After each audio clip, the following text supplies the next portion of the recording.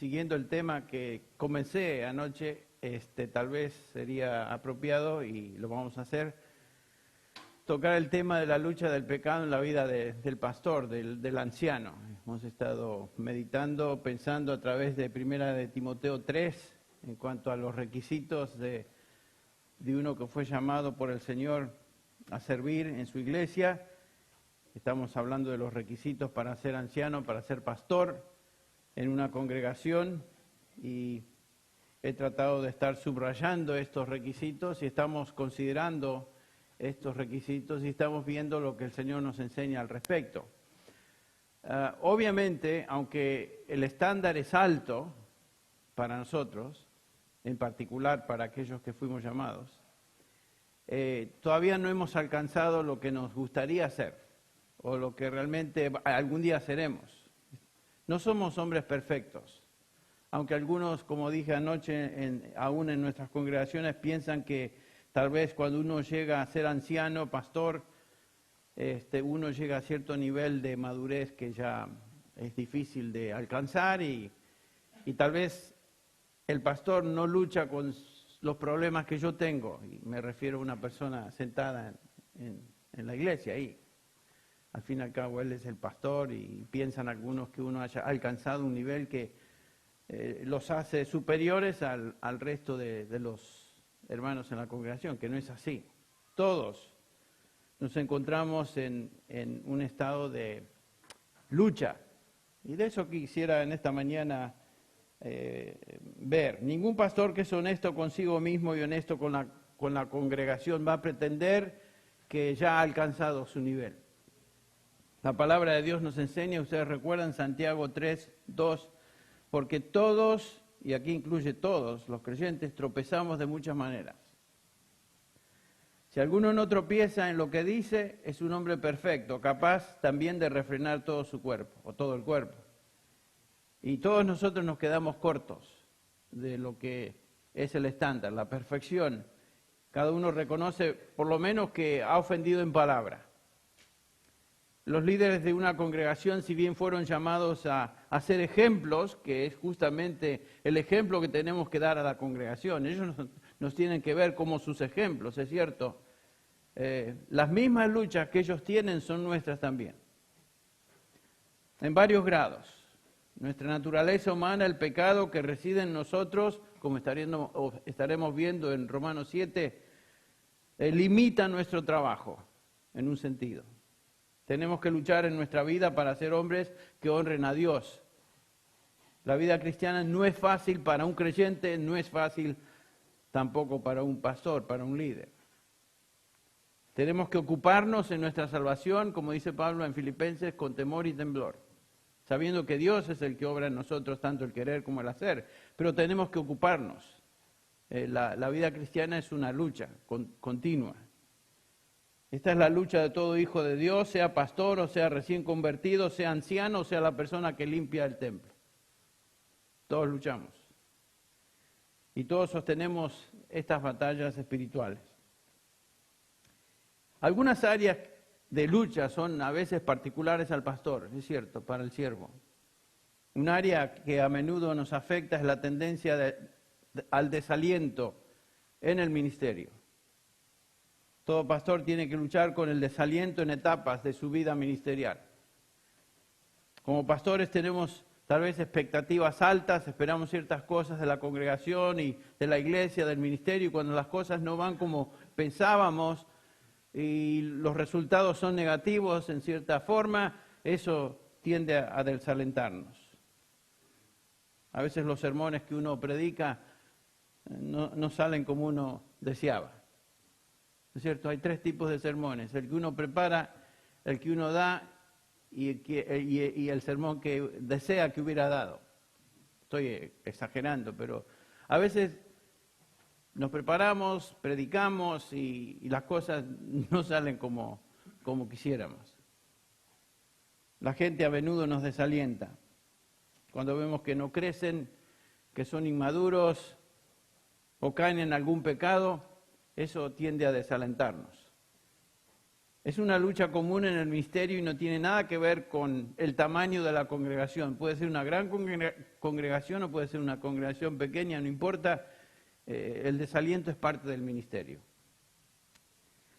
Otra lucha en el pastorado es la tentación a ser indiferente, tal vez. Cuando uno no ve los cambios que esperaban la gente, algunos que no entienden, o la gente falla, o lo critican a uno puede llegar a volverse insensible con el tiempo. Bueno, ya.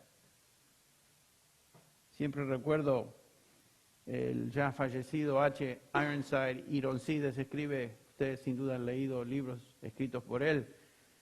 Él decía ya cuando era anciano que el Señor no le dejara morir como un viejo amargado. Aparentemente su lucha era esa, amargarse en sus últimos años. A lo mejor fue su lucha toda su vida, no sabemos. Cada uno de nosotros tenemos luchas particulares, alguna debilidad particular. Aún el apóstol Pablo, el capítulo 12 de 2 de Corintios, nos enseña que ese aguijón en la carne el Señor se lo dio para que él no se enalteciera sobremanera. O sea, la tendencia del apóstol Pablo era creerse un poquito superior. Y el Señor manda esa prueba en su vida, ese aguijón. Entonces, cada uno de nosotros tenemos alguna tendencia particular que tal vez nos afecta. Otra tentación que podríamos llamar particular tal vez del pastorado, de un pastor, de un anciano, es activismo sin prioridades espirituales. Estar activo. Este es el hombre que hace mucho. Sus días, sus semanas y sus meses se llenan de actividades, pero en cosas que no son prioritarias. Mucha actividad. Son actividades que este hombre quiere hacer, son actividades, sin embargo, que no tienen impacto espiritual en la vida de otros. Actividad, actividad, actividad. En un sentido es una forma de pereza, porque uno no hace lo que sabe que debe hacer, sino que hace lo que resulta más fácil. Y como lo está haciendo en el ministerio, esta persona puede llegar a convencerse que está haciendo la obra de Dios, simplemente porque está activo, activo, activo. Hay pastores que son hombres orquestas, hacen de todo y les gusta estar en control de todo y manejar todo y estar activo en todo, no delegar nada o muy poquito. En un sentido, es la lección que Cristo enseñó a Marta y a María, ustedes recuerdan en el hogar de Lázaro, cuando el Señor le dice a Marta, después de que ella se quejó, mira, mi hermana está sentada ahí, dile que por favor se levante, la zángana, ¿no?, que me ayude. Y el Señor, ella estaba escuchando al Señor, Marta muy activa, queriendo ser una excelente anfitriona, que está bien, el Señor no la critica por eso, pero el Señor, ¿se acuerdan lo que le dice? Marta, Marta, turbada estás por muchas cosas. Marta era una activista, una persona continuamente activa. Pero una cosa te falta, y María ha escogido la buena parte que no le será quitada. María había entendido la prioridad de tener tiempo con el Señor, escuchar su voz. En nuestro caso, no tenemos al Señor presente, pero ¿cuánto tiempo le damos al Señor personal, individualmente, tranquilos, solos, a solas con Él? Tomar tiempo con Él, a diario y a veces extensamente. A menudo me gusta, de vez en cuando me gusta salir en un retiro personal donde dedico 2 o 3 días solo para eso, estar con mi Biblia, con mis notas, con mis libros y tiempo con el Señor.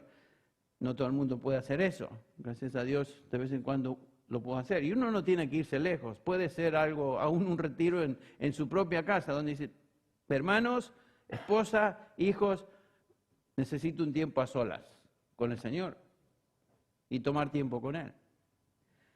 Y en esos momentos el Señor nos habla, nos instruye de una manera particular que no recibimos cuando estamos activos. Entonces, ese puede ser, y lo es, sin duda, una lucha particular de un pastor. Y el tentador está ocupado haciendo cosas que nos sirven para mucho y después trata de hacernos que no justifiquemos en nuestra actividad diciendo al fin y al cabo estoy haciendo la obra de Dios. Una cuarta área de lucha es la tentación de comprometer la verdad con tal de ser aceptado. Existe en cada uno de nosotros y posiblemente en aquellos en posiciones de liderazgo el deseo de que toda la gente nos quiera. Nos gusta, mejor dicho, no nos gusta confrontar, no nos gusta desagradar a la gente, queremos caerle bien a la mayoría. Y por supuesto, eso no es posible, caerle bien a todos. A algunos le vamos a caer mal, especialmente si somos fieles a enseñar lo que el Señor nos instruye en su palabra. A veces por personalidad, a veces simplemente porque estamos siendo muy precisos en lo que Dios dice en su palabra y confrontamos con convicción, como dijimos anoche, enseñamos con convicción y a algunos no les gusta eso. Y se molestan y no les caemos bien. Tenemos que luchar con esto, particularmente cuando estamos enseñando la palabra de Dios y tenemos que tocar ciertos temas que sabemos que van a incomodar a algunos. Y los evitamos, o tratamos de evitar ciertos temas, porque sabemos que se va a armar la de San Quintín con algunos y no queremos pisar callos, porque eso va a traer repercusión, pero estamos tratando de agradar a ellos, estamos tratando de agradar a Dios, a quien vamos a rendir cuentas. ¿Se acuerdan? Procura presentarte a Dios aprobado, como obrero que no tiene de qué avergonzarse, que traza con precisión la palabra de verdad. Eso es lo importante. Y lo sabemos, conocemos el pasaje. Pero en el momento de ponerlo en práctica, a veces, bueno, voy a evitar cierto tema, tal vez, para no hacer olas. Otra tentación es el ser orgulloso. Particularmente si Dios bendice el ministerio, la gente crece, otros se convierten, Dios nos da personas en el ministerio alrededor nuestro que son una bendición, tenemos un lindo equipo de trabajo, etcétera, etcétera. La tendencia es de comenzar a creer que uno tiene que ver con eso, de que uno ha sido la persona que realmente fue el causante de todo eso. Y la verdad es que Dios solo bendice en la medida que uno es fiel a Él. La iglesia es del Señor. Y Él es el que edifica su iglesia. Que Él utilice a siervos en el proceso de edificar a su iglesia es cierto, pero al fin y al cabo es todo lo que somos, siervos. Esa palabra siervos está muy diluida en la manera en que la usamos. Y cada vez que lo leemos en el Nuevo Testamento, particularmente en las cartas de Pablo, por lo general esa palabra siervo es la palabra esclavo, doulos. Pablo no se consideraba simplemente un siervo más suave, un siervo, bueno, sirvo, soy siervo. No, él era un esclavo del Señor. Nosotros somos esclavos del Señor Jesucristo. No somos simplemente personas que le servimos, somos esclavos. Y un esclavo no escoge lo que va a hacer. Un esclavo simplemente responde en obediencia a lo que su amo le dicta, le manda, y el Señor es nuestro amo. Estaba hablando con una persona joven en cuanto a esta realidad, que todo creyente realmente es un esclavo del Señor Jesucristo. No me hables de esclavo, me dice. Yo no soy esclavo de nadie. Bueno, somos esclavos del Señor y como veremos, somos esclavos de Él. Pablo estaba muy consciente de esa realidad. Entonces no seamos orgullosos en pensar de que si el ministerio está siendo prosperado y bendecido, que nosotros realmente somos la causa. Si el Señor nos usa es por pura gracia, por pura misericordia, y la gloria es de Él. Que Él nos escoja salvación y que Él nos escoja al ministerio son cosas que Él decide. Yo no decidí el ministerio, yo no escogí el ministerio. Más, yo pensaba que iba a ser médico, que iba a dedicarme a la medicina y que iba a estudiar y iba posiblemente a ser médico pediatra, pensaba yo. Y que ese era mi camino. Y el Señor me dijo, no, tú no vas a ser médico, tengo otros planes para ti. Nosotros no escogimos el ministerio. Si usted escoge el ministerio, usted está frito. No se meta en el ministerio, como yo le decía a mi hijo, mirá, ni pienses en el ministerio si el Señor no te llama, porque es una fórmula al fracaso. Y mi hijo no es pastor, es hijo de pastor, pero mi hijo no es pastor. Y él lo sabe y está sirviendo en la iglesia con sus dones, con sus habilidades, en el contexto de niños, escuela dominical, dirigir la música y muy activo con su esposa sirviendo a chicos, pero no es pastor porque él no ha sido llamado a pastor. Y lo entiende, lo entendió. Entonces, si el Señor prospera, pensemos esto, es su obra. Él está edificando la iglesia y que por su gracia me está usando a mí. Además de estas tentaciones particulares que son de un anciano, del líder, todo pastor está expuesto a tentaciones normales de la carne. Y tenemos que estar alerta con la armadura del Señor puesta porque somos tentados como cualquier otro cristiano en esas áreas que sabemos, en las cuales estamos aconsejando y a veces en una manera más intensa que algunos. Porque como vimos, el diablo anda como león rugiente, buscando a quien devorar. Eso es una garantía para todo cristiano. Cuanto más una garantía para aquellos que le sirven, porque el diablo va a tratar de destruir a los líderes de la iglesia, porque cuando destruye a un líder se desbanda el rebaño. Ese es el punto. Si un siervo de Dios cae en pecado, la repercusión en la iglesia es mucho mayor, el daño es mucho más grave que si uno de los filigreses cae en pecado, usando esa expresión. Es tan trágico como cualquiera, pero la repercusión no es tan inmensa como es si el hombre de Dios cae en pecado. Sin duda ustedes conocen casos, yo conozco casos. Qué increíble repercusión tiene eso en la iglesia, para daño.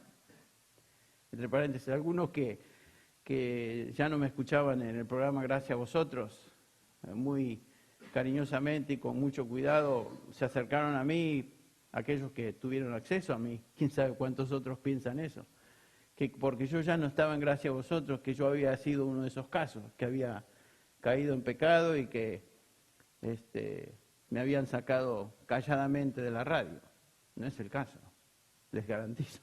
Pero mucha gente pensó eso, porque hay tantos hombres de Dios, entre comillas, siervos que han sido tentados y han caído. No estoy diciendo que yo sea exento de eso, pero lo que estoy diciendo es que algunos pensaron eso, llegaron a esa conclusión.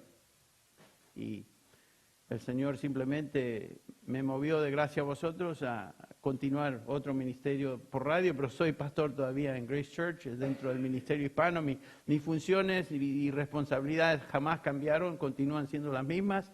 El medio en el cual yo estoy predicando o a través del cual yo estoy predicando por radio es otro, internet es otro, es el que ustedes escucharon ayer, Ministerio a Tiempo. Entonces, es claro que los ataques y tentaciones vienen y vendrán sobre un hombre de Dios en el ministerio. Eso debemos esperar, porque el enemigo está buscando destruirnos. Eso es cierto. Y por eso debemos velar y orar. ¿Para qué? Para no entrar en tentación.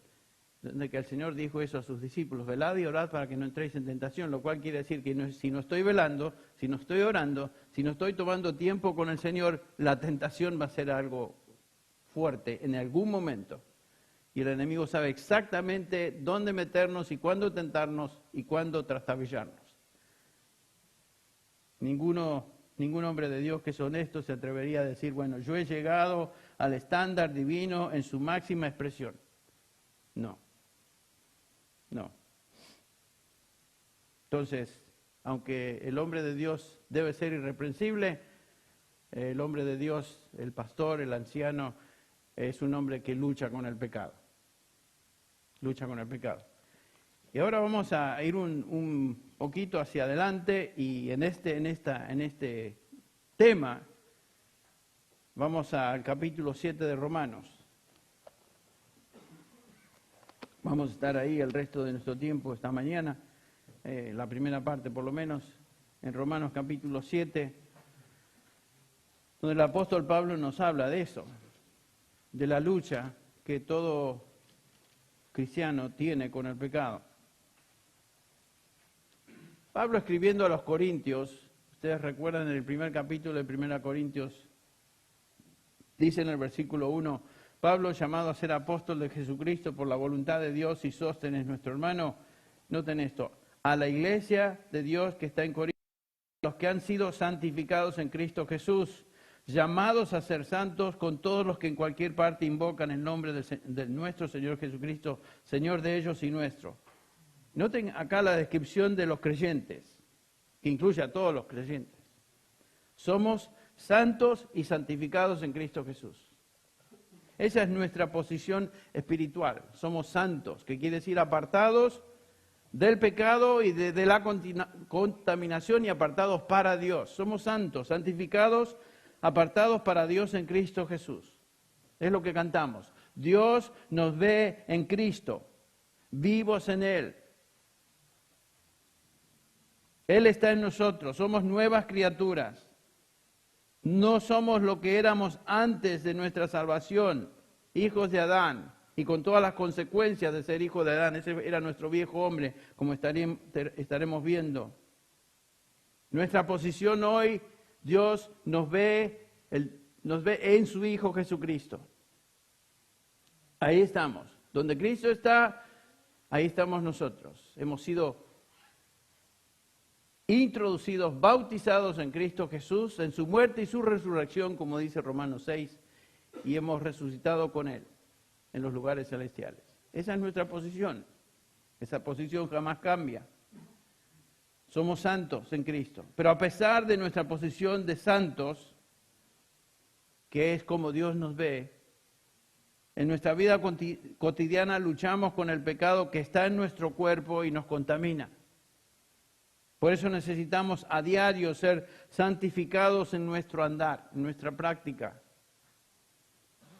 Cuando hablamos de este aspecto de la santificación, estamos hablando del proceso de transformación espiritual continua que el creyente, todo creyente, experimenta desde el momento de su salvación hasta su muerte física o hasta que el Señor venga por su iglesia. Estamos en ese proceso. Entonces vamos a observar en Romanos 7,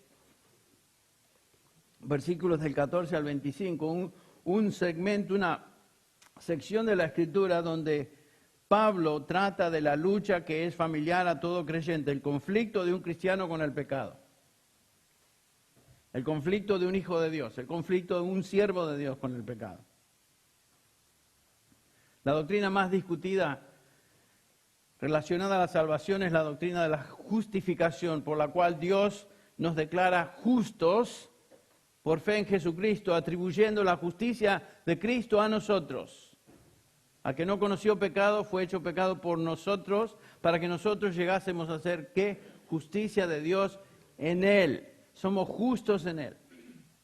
Y es justicia atribuida, es justicia imputada, no es justicia práctica en este sentido. Pero Dios no solamente nos declara justos por fe en Jesucristo, sino que en la salvación Dios también nos hace progresivamente y prácticamente justos.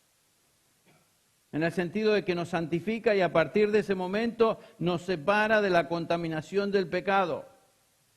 Desde el momento de nuestra salvación, que somos justificados, ahí comienza nuestra santificación. Dios crea en nosotros una nueva persona, una nueva creación, que desea y busca la santidad práctica. No hay justificación sin santificación y no hay santificación sin justificación. Algunos piensan, bueno, yo acepto a Cristo como Salvador y soy salvo. Más tarde lo acepto como mi Señor y voy a ser santificado. Pero por el momento voy a arreglarme yo mismo. Es algo que más tarde lo haré. Esa es una división que no se encuentra en el Nuevo Testamento. Es una división impuesta al Nuevo Testamento porque no está ahí, no existe. Algunos dicen que yo voy a ser Señor a Cristo más tarde. ¿Cómo que vas a ser Señor a Cristo? Cristo es el Señor, punto final. Como ya dijimos, somos esclavos del Señor Jesucristo. ¿Dónde comenzó esa esclavitud? Desde el momento que vinimos a Él. Somos sus esclavos. O sea que no lo hacemos Señor. Él es Señor. Y cuando venimos a Él reconociendo todo lo que Él es. Que las implicaciones de ese reconocimiento se nos hagan claras en el correr del camino y andar con Cristo, es cierto, pero desde el momento que venimos a Él, reconocemos quiénes somos, pecadores, dignos de condenación, nos postramos ante Él, el Señor mueve en nuestro corazón el deseo de venir a Él, causa en nosotros tanto el querer como el hacer, nos da la fe y venimos a Él y creemos y en ese momento pertenecemos a Él. Y de ahí en adelante comienza entonces el proceso de santificación. En Cristo hemos sido recreados y ya no somos lo que éramos. El viejo hombre, nos dice Romanos 6, fue crucificado con Cristo y ha muerto. Hemos terminado con el viejo hombre.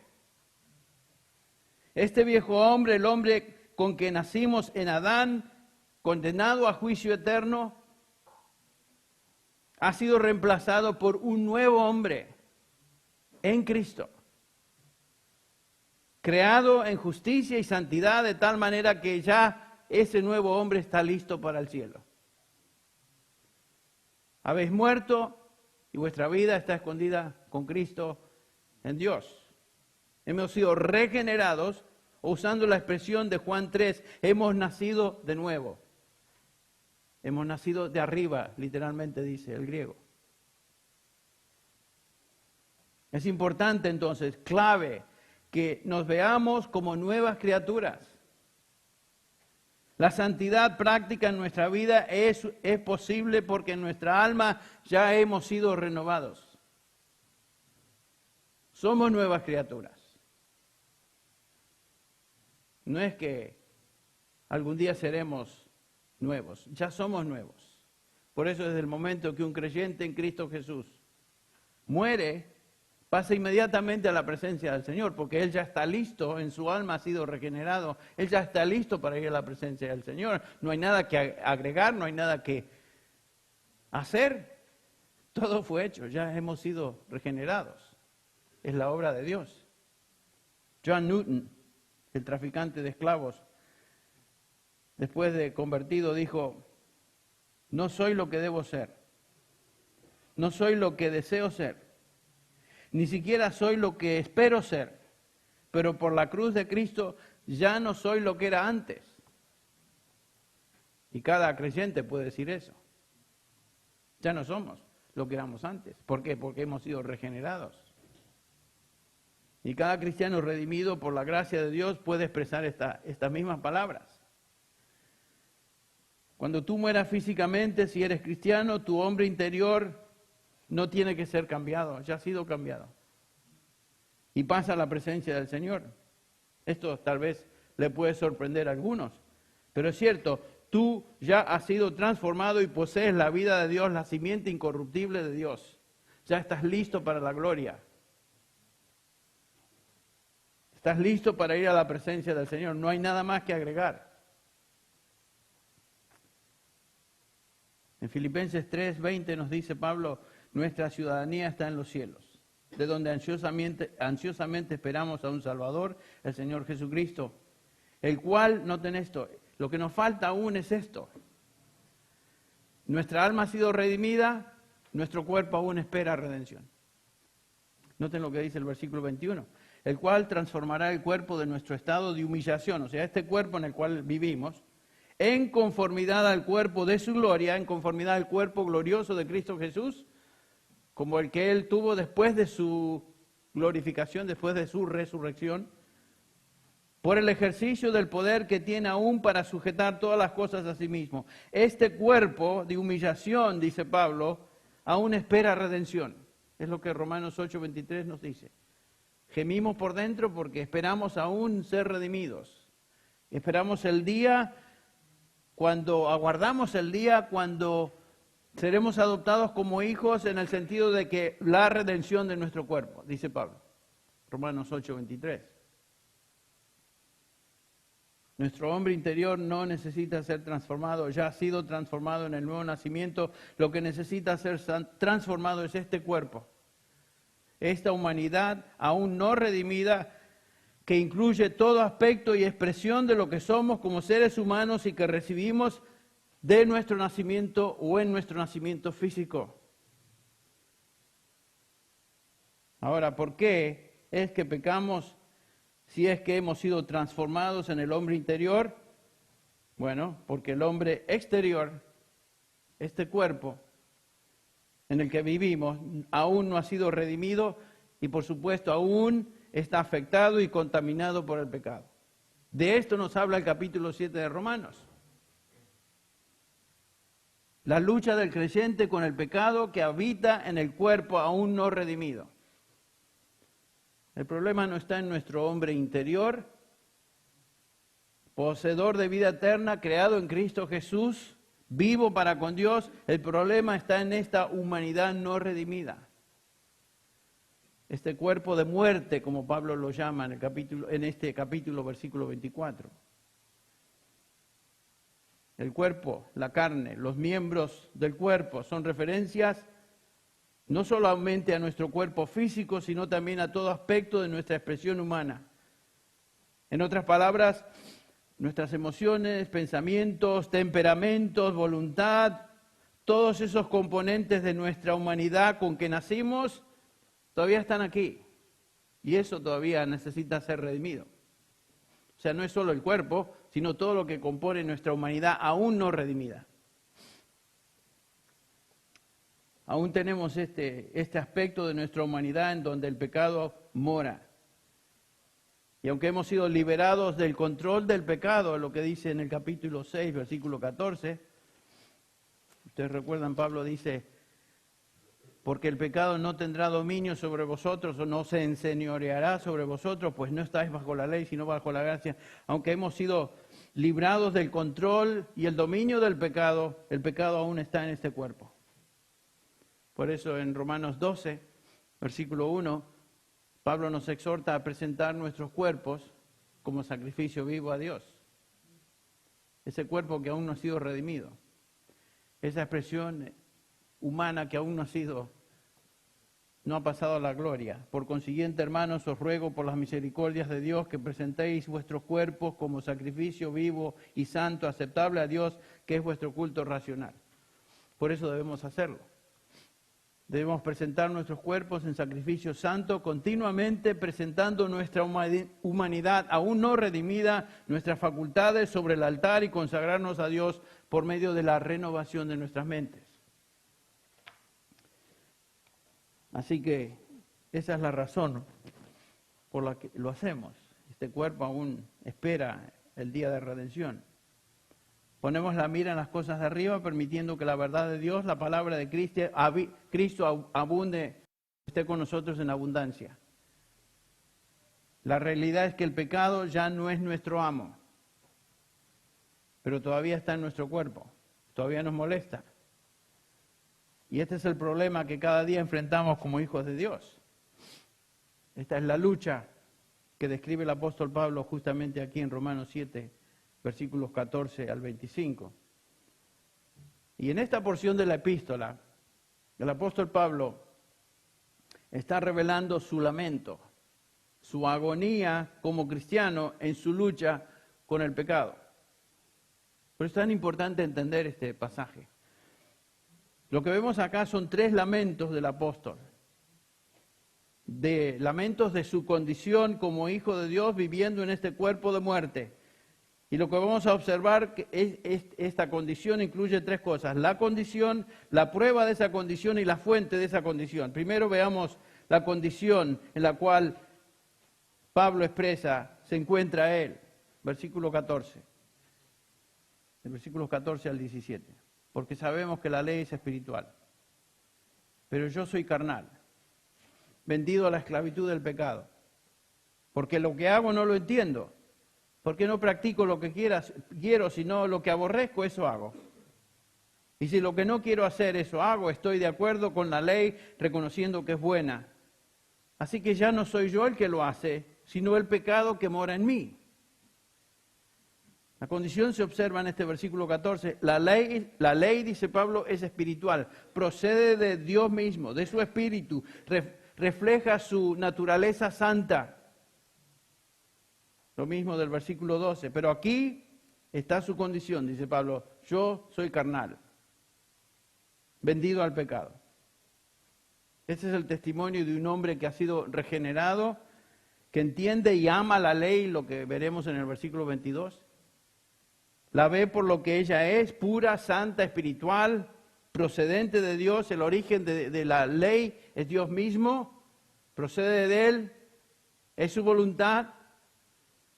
Según Timoteo 2 nos enseña que toda palabra de Dios es inspirada, lo vimos anoche, por Dios, viene de su espíritu, exhalada de su espíritu, útil para enseñar, reprender, corregir, instruir en justicia. Y Pablo se deleita en esa ley. Todo creyente genuino se deleita en la ley de Dios. No es gravosa para nosotros. Nos causa deleite conocerla, obedecerla. Sin embargo, ante esa ley espiritual, Pablo se ve en contraste. Dice, yo soy sarkinos, carnal, humano. Ahora, no confundamos lo que Pablo está diciendo ahí con el versículo 5 del capítulo 7, donde Pablo dice ahí que Pablo no está diciendo que él está en la carne. Esa es la condición de una persona que no conoce a Cristo. El versículo 5 dice, porque mientras estábamos en la carne, esa era nuestra condición antes, las pasiones pecaminosas despertadas por la ley actuaban en los miembros de nuestro cuerpo a fin de llevar fruto para muerte. Pablo no está diciendo que él está en la carne. Esa sería la descripción de un inconverso. El capítulo 8 de Romanos, el versículo 8, nos dice claramente que los que están en la carne no pueden agradar a Dios. Estar en la carne, vivir en la carne, implica no ser cristiano. Por eso en el versículo 9 de Romanos 8 dice, sin embargo, vosotros no estáis en la carne. Él se dirige a cristianos, a convertidos, a personas regeneradas. Vosotros no estáis en la carne, sino en el Espíritu. Si en verdad el Espíritu de Dios habita en vosotros, pero si alguno no tiene el Espíritu de Cristo, el tal no es de Él. Noten, Espíritu de Dios, Espíritu de Cristo, referencia a la Trinidad, y es lo mismo. Y lo que Pablo está diciendo ahora de regreso al versículo 14 de Romanos 7, no es que él está en la carne, sino que la carne está en él. El pecado aún está en su cuerpo mortal. Esta es nuestra humanidad, esto es lo que recibimos de nuestros padres en nuestro primer nacimiento. Cada uno de nosotros que hemos sido transformados en nuestro interior por el Espíritu de Dios, debemos reconocer, como dijo Newton, que ya no somos lo que éramos antes. Somos nuevas criaturas. Lo que éramos antes en la carne, pero todavía vivimos en este cuerpo mortal en donde el pecado nos acosa y gemimos. Los deseos de la carne se oponen contra nuestra naturaleza o nueva naturaleza que ha sido redimida, que está en Cristo, esa nueva criatura que somos, siempre está la lucha. No somos esclavos del pecado, pero todavía, de vez en cuando, el pecado que está en nuestro cuerpo nos trastabilla y nos dejamos llevar, nos engancha, nos entregamos a su poder. Pero lo hacemos no como esclavos, lo hacemos como voluntarios. Cada vez que pecamos, voluntariamente lo hacemos, porque ya hemos sido librados del poder y control, dominio, señorío del pecado sobre nuestra vida. Cuando tú y yo pecamos es porque estamos dando lugar a eso. Y lo hacemos voluntariamente, no como esclavos del pecado. Eso era la condición antes. Romanos 6, 12 dice y 13, por tanto no reine el pecado en vuestro cuerpo mortal para que no obedezcáis sus concupiscencias. Ni presentéis los miembros de vuestro cuerpo al pecado como instrumentos de iniquidad, sino presentaos vosotros mismos a Dios como vivos de entre los muertos y vuestros miembros a Dios como instrumentos de justicia. Eso es lo que debemos hacer. En el versículo anterior, bueno, todos los versículos del 1 al 11, Pablo nos ha explicado esa tremenda doctrina de nuestra unión con Cristo. Hemos sido unidos a Cristo, bautizados en Cristo, en su muerte, en su resurrección. Estamos en Cristo, ya no estamos en Adán. Y lo que Cristo experimentó, realmente, espiritualmente, nosotros identificados también lo experimentamos. Por eso Pablo dice en el versículo 11, por lo tanto, consideraos vosotros mismos muertos al pecado, pero vivos para con Dios en Cristo Jesús. Eso es una realidad. No es algo que vamos a hacer, es una realidad. Y a la luz de esa realidad, porque estamos en Cristo, el versículo 12 ahora dice, por tanto, no reine el pecado en vuestro cuerpo mortal. No hay necesidad de eso, porque ya hemos sido librados de esa esclavitud. Como cristianos, entendemos esta lucha con el pecado y a veces sufrimos derrotas. Pablo mismo dice en Filipenses 3:12, que como apóstol, no que yo ya lo haya alcanzado, que ya haya llegado a ser perfecto, sino que sigo adelante a fin de poder alcanzar aquello para lo cual también fui alcanzado por Cristo Jesús. Pablo mismo dice, yo entiendo esa lucha. No soy lo que quisiera ser. No soy lo que era. No soy aún lo que voy a hacer, pero gracias a Dios sigo adelante. Pablo está diciendo, no soy lo que era antes, no soy todo lo que debo ser, no soy lo que quisiera ser, pero prosigo al blanco en el futuro. Seré como Cristo. Entonces Filipenses 3:13, otra vez, hermanos, 2 veces lo dice, ¿eh? Hermanos, yo mismo no considero haberlo ya alcanzado. Pero una cosa hago, olvidando lo que queda atrás, me extiendo hacia adelante. Prosigo hacia la meta para obtener el premio del supremo llamamiento de Dios en Cristo Jesús. Y eso es lo que también Juan nos dice en Primera de Juan. Primera de Juan 3:2 y 3. Amados, ahora somos hijos de Dios. Y aún no se ha manifestado lo que habremos de ser. Pero sabemos que cuando Él se manifieste, seremos semejantes a Él porque le veremos tal como Él es. Eso aún es futuro. Eso es una realidad, pero es futura. Y todo aquel que tiene esa esperanza puesta en Él, ¿qué hace? Peca. Se entrega al pecado. Todo lo contrario, se purifica. Así como Él es puro. Aquellos que dicen que uno puede vivir en pecado después de ser cristiano, no entienden el Nuevo Testamento, no entienden la doctrina de salvación, no entienden lo que el Nuevo Testamento nos enseña acerca de la salvación. Es imposible regresar a vivir como antes. Porque ya no somos eso. Hemos sido transformados, somos nuevas criaturas. El viejo hombre fue crucificado, ha muerto.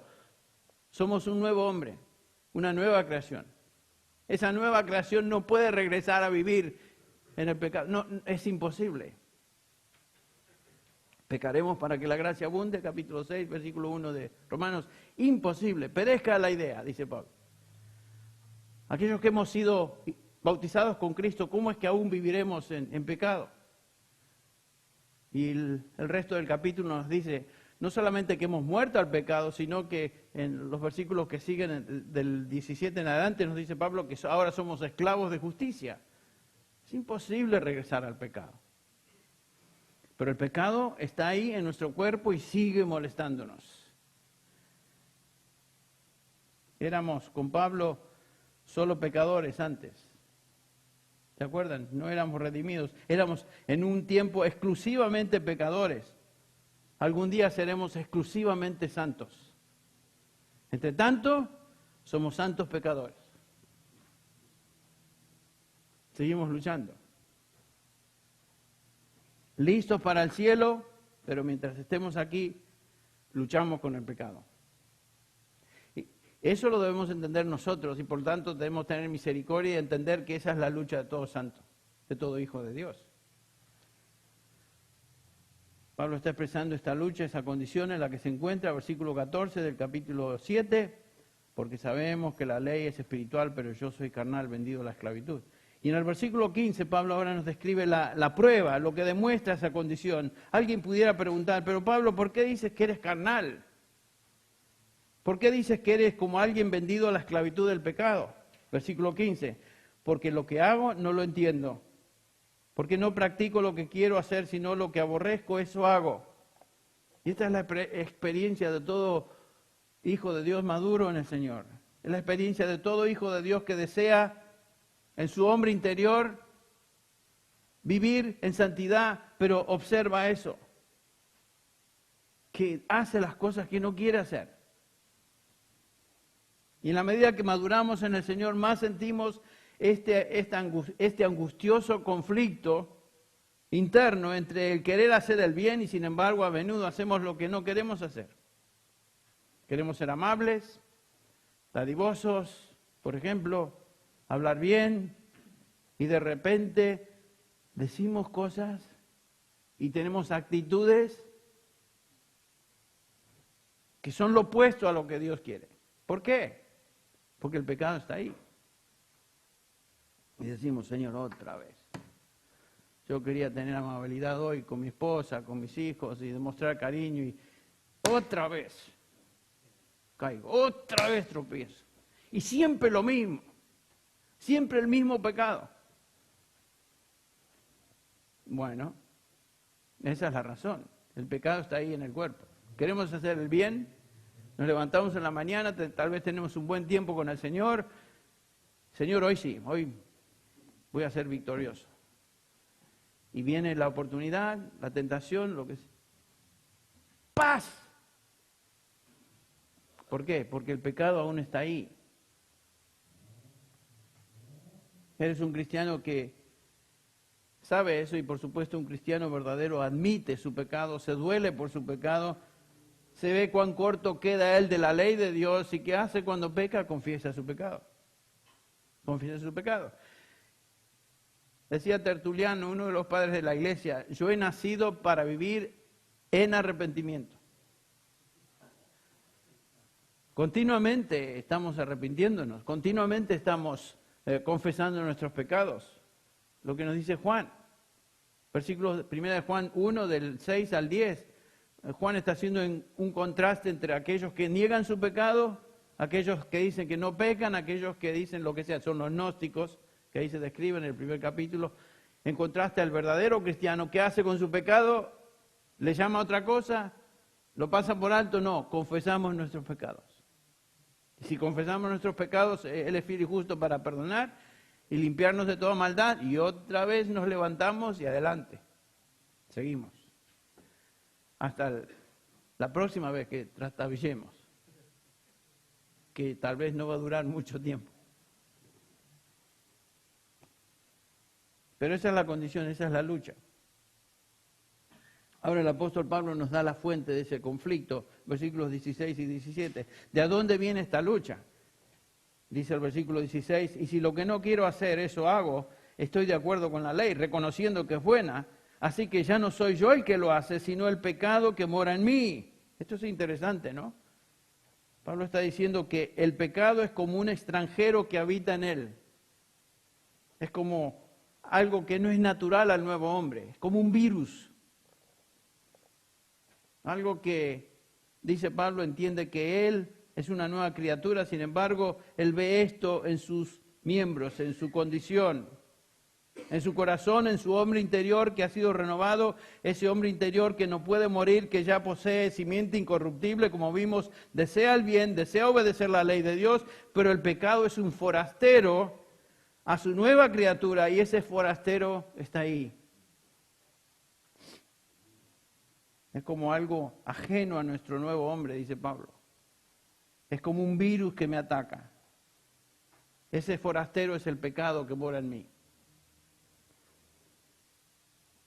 Pero si el pecado no está en el hombre interior que ha sido renovado, ¿dónde está? La explicación del versículo 18.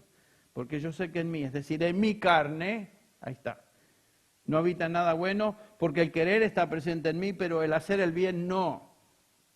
¿Dónde reside el pecado? Dice Pablo, en la carne, en el cuerpo, en esta humanidad aún no redimida. El hombre exterior no redimido y sus facultades, sus expresiones humanas es un extranjero a lo que es la vida interna. Este mundo no es la patria del hombre redimido. Como dije anoche, vivimos en territorio enemigo. Luchamos en territorio enemigo. Nuestra vida, dice Pablo, está escondida con Cristo en Dios. Nuestra ciudadanía está en los cielos. Pero mientras estemos en esta tierra, dentro de este cuerpo de carne, todavía estamos expuestos a las obras de la carne. Por eso en Gálatas capítulo 5 nos dice claramente Pablo: ahora bien, las obras de la carne son evidentes, las cuales son inmoralidad, impureza, sensualidad. ¿Ven todas esas cosas que nos afectan? Están en la carne.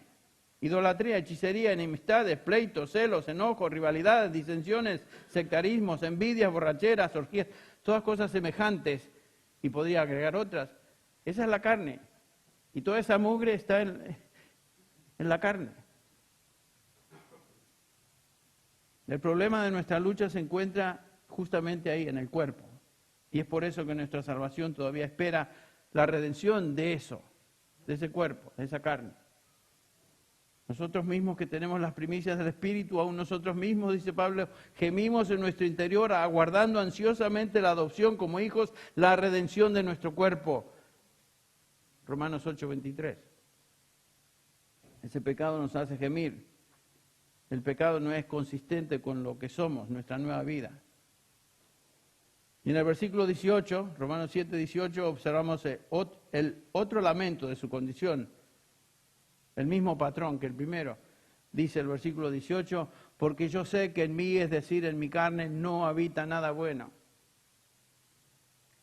El pecado no ha sido erradicado, todavía está dentro, dice Pablo. Técnicamente está en mi carne, en el cuerpo, la humanidad aún no redimida. Algunos enseñan que uno puede llegar a una segunda obra de santificación de la gracia, donde a partir de ese momento uno es perfecto. Algunas denominaciones enseñan eso. Algunos grupos evangélicos enseñan eso. Imposible. El apóstol Pablo lo niega rotundamente. No hay posibilidad de perfección en esta tierra hasta que nuestro cuerpo, donde el pecado aún reside, sea glorificado, cambiado, transformado a la imagen del cuerpo glorificado de Cristo Jesús. Mientras estemos acá, vamos a pecar. ¿Qué perfección ni perfección? Aquellos que dicen que yo he llegado a la perfección, todo lo que tenemos que hacer es preguntarle a la esposa de ese tipo. A ver si está de acuerdo con esa aserción, esa afirmación. Bueno, en el versículo 18 también se encuentra la prueba, la demostración de esto, porque el querer está presente en mí, pero el hacer el bien no. Versículo 19, pues no hago el bien que deseo, sino el mal que no quiero, eso es lo que hago. Lo que quiero hacer es la voluntad de Dios, pero no puedo hacerla todo el tiempo, dice Pablo. Sin duda el patrón de vida es la justicia, pero está interrumpida por el pecado que aún está en él. Justamente lo que dice Juan también en su primera epístola. Primera epístola de Juan 3:9, ninguno que es nacido de Dios practica el pecado, porque la simiente de Dios permanece en él y no puede pecar o no puede estar pecando, es un presente indicativo, no puede estar pecando porque es nacido de Dios. Un hijo de Dios no practica el pecado, no vive en el pecado, porque es en su nuevo hombre, la simiente de Dios que está en él. Él es una nueva criatura, no puede estar viviendo en el pecado, es imposible. Pero el pecado aún afecta al creyente. Por eso es que en el capítulo 2 del mismo primera epístola de Juan nos dice, hijitos míos, versículo 1, os escribo estas cosas a todos los creyentes. ¿Para qué? Para que no pequéis. Pero Juan está consciente de que eso va a ser imposible, mantenerse sin pecado. Pero si alguno peca, abogado tenemos para con el Padre, a Jesucristo el justo. O sea, da por sentado que vamos a pecar. El pecado aún se manifiesta, no como patrón, porque la simiente de Dios está en nosotros, no practicamos el pecado, pero sí como un enemigo, un virus, que a menudo se manifiesta en nuestra carne. Y ese pecado puede tomar varias manifestaciones. No tenemos que pensar solamente en pecados groseros, pecados de pasión, sensualidad. Hay muchos tipos de pecado que está en la carne y a veces pensamos, bueno, no sabemos cómo calificarlos. Por ejemplo, incredulidad. ¿Qué es la incredulidad? ¿De dónde viene eso? De la carne. las dudas. ¿De dónde viene eso? De nuestra humana debilidad, como dice el capítulo 6 de Romanos. Nuestra mente, nuestras partes de nuestra humanidad que todavía son débiles porque no han sido aún redimidas. Dudamos, tememos, todas esas cosas son parte de la carne.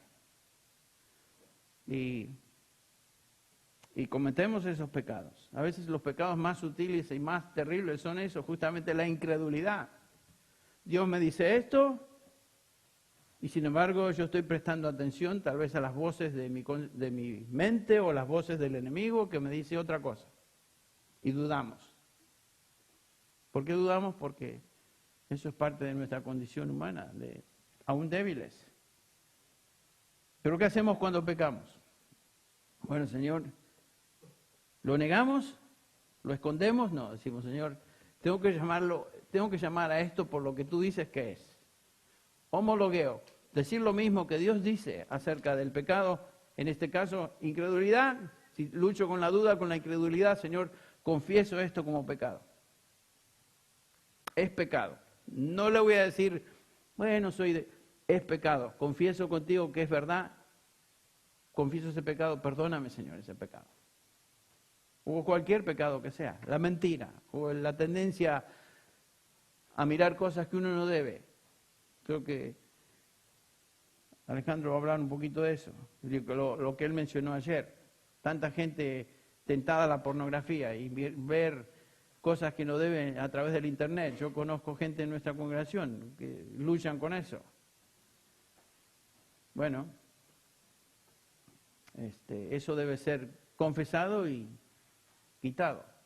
Huir de eso, huir de las pasiones juveniles, dice Pablo a Timoteo, que incluye toda esa porquería.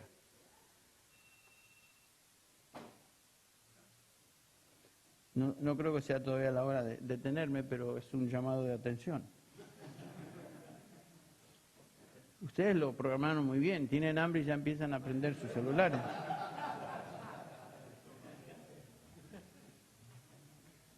¿Saben que una persona que no es creyente en Cristo Jesús, que no ha sido convertida, no tiene esta lucha? Solamente un hijo de Dios tiene esa lucha. Solo un hijo de Dios puede experimentar este conflicto del que estamos hablando. Ahora en el versículo 20, Pablo subraya la fuente de ese lamento, otra vez dice el versículo 20, y si lo que no quiero hacer eso hago, ya no soy yo el que lo hago, sino el pecado que mora en mí, en su carne, otra vez. Por segunda vez dice Pablo, no soy yo el que lo hace, sino el pecado que mora en mí. Desde el momento de mi salvación ya no soy yo el que hace el mal, yo no quiero hacer el mal. Como nueva criatura es un extranjero a mí, pero continuamente ese parásito mortífero me afecta y ahí está. Y caigo ante sus tentaciones, porque en la carne soy débil. Pablo se ve a sí mismo como un hombre nuevo que lucha con un enemigo ajeno a lo que él es ahora. Y en el versículo 21, Pablo expresa el tercer lamento. Pablo describe esa condición otra vez. Así que queriendo yo hacer el bien, hallo esta ley o este principio que habita en mí. Exactamente lo mismo que acaba de decir en los versículos anteriores. Esta ley o principio que está presente en él, el principio que le lleva a hacer el mal que él no quiere hacer. Y la prueba de esta realidad es el versículo 22. Porque en el hombre interior me deleito en la ley de Dios. Por un lado, su deleite es hacer lo que Dios quiere, lo que Dios dice en su palabra, me deleito en esa ley. Podríamos traducir esta frase, en lo más profundo de mi corazón me deleito en la ley de Dios. Esta es la nueva creación, este es el nuevo corazón. Esta es la nueva vida en Cristo, expresando su amor por la verdad de Dios. ¿Saben que solamente un hijo de Dios puede expresarse así de la ley de Dios? El inconverso ve la ley de Dios como algo que le acusa y rechaza a él. El hombre de la calle, por decirlo así, el hombre que no conoce a Dios, no ama la ley de Dios. ¿Qué va a amar la ley de Dios? Ama su pecado, ama todo lo que es mugre, todo lo que es porquería, se entrega a esa vida Le importa un comino la ley de Dios. Tal vez le cause culpabilidad escuchar ciertas cosas que vienen de la Biblia, pero no ama la Biblia, no ama la ley de Dios, no ama la palabra de Dios, la odia. Solo un creyente tiene esa actitud. Este es el nuevo hombre que ha sido renovado. 2 Corintios 4:16, recuerden, Pablo dice, por lo tanto no desfallecemos, antes bien, aunque nuestro hombre exterior se va gastando o decayendo, sin embargo nuestro hombre interior se renueva cada día. En Efesios 3, Pablo dice que el hombre interior se fortalece en el Espíritu. Versículo 16. Pablo ora por los creyentes y pide que Él los conceda, conforme a la riqueza de su gloria, ser fortalecidos con el poder de su Espíritu en el hombre interior. Este es el corazón de una persona regenerada, renovándose por un lado, pero por otro lado ve en el hombre exterior otro principio, ese principio de la ley en los miembros de mi cuerpo que hace guerra contra la ley de mi mente y me hace prisionero de la ley del pecado que está en mis miembros. Esa es la lucha que Pablo expresa. Entonces, lo que Pablo está diciendo en resumen, mi condición, estoy en conflicto continuo. La prueba o demostración, no hago lo que deseo, no hago lo que amo hacer. ¿Por qué sucede eso? La fuente, el pecado, que este extranjero en mi vida, que afecta a toda mi persona, mis pensamientos, mi intelecto, sentimientos, físico, etc. Y el conflicto es intenso, incesante, lucho para mortificarlo y mantenerlo en sumisión. Y finalmente Pablo expresa esta angustia, miserable hombre de mí, ¿quién me librará de este cuerpo de muerte? Es un gran lamento. ¿Quién de nosotros no ha expresado eso? Miserable, triste hombre. Esta es la exclamación de un cristiano que se ve ante la santidad de la ley, cuán corto se queda de obedecer y ve en su cuerpo esta pecaminosidad que es contraria a su nueva vida en Cristo. Miserable hombre que soy. ¿Quién me separará de esta carne? ¿Quién me quitará de esto? Somos perfectos en Cristo, pero en nuestra experiencia aún somos un proyecto en progreso. Aún no ha sido completado ese proceso, aún nos falta la glorificación. Hemos sido librados de la condenación del pecado, estamos siendo librados de la contaminación del pecado en este proceso de santificación y algún día seremos finalmente librados de la misma presencia del pecado. Eso es glorificación, eso es en el futuro. Por eso Pablo dice, gracias a Dios por Jesucristo. Y Pablo ve que la lucha no termina aquí, sino que su esperanza está en la gloria futura. La gloria que aquí aún no está. Pablo continúa diciendo así que yo mismo, por un lado, con la mente sirvo la ley de Dios, pero por otro lado veo en la carne la ley del pecado. La realidad es que mientras estemos en este cuerpo, la misma lucha está presente, el conflicto entre nuestra nueva creación en Cristo y este cuerpo mortal donde el pecado habita está ahí y continuará hasta el día que estemos finalmente glorificados. Pero hay buenas noticias. En el capítulo 8, versículo 1 dice esto: ahora pues no hay condenación para los que están en Cristo Jesús. ¿Quiénes son estos? ¿Los que andan conforme a la carne? No, los que no andan conforme a la carne, sino conforme al Espíritu. Esos son los hijos de Dios. Y algún día experimentaremos la gloria venidera, y gracias a Dios por ello. Eso aún nos espera, entre tanto estamos en esta lucha. Y qué precioso es saber lo que Pablo nos dice en Romanos, que todas las cosas ayudan a bien, ¿no es cierto? A los que Dios ama, a los que conforme a su propósito han sido llamados. ¿Cuál es el propósito de Dios? La salvación de sus escogidos. A los que antes conoció, a estos también predestinó para ser conformes a la imagen de su Hijo. A los que predestinó, a estos también llamó para salvación. A los que llamó, a estos también justificó, declaró justos, como hemos visto. Y a los que justificó, a esos también, ¿qué? Glorificó. En la mente de Dios eso ya es un hecho. No hay no se pone en tela de juicio. Lo que Dios comienza, Dios termina. Aquel que comenzó la buena obra en vosotros la perfeccionará hasta el día de Jesucristo.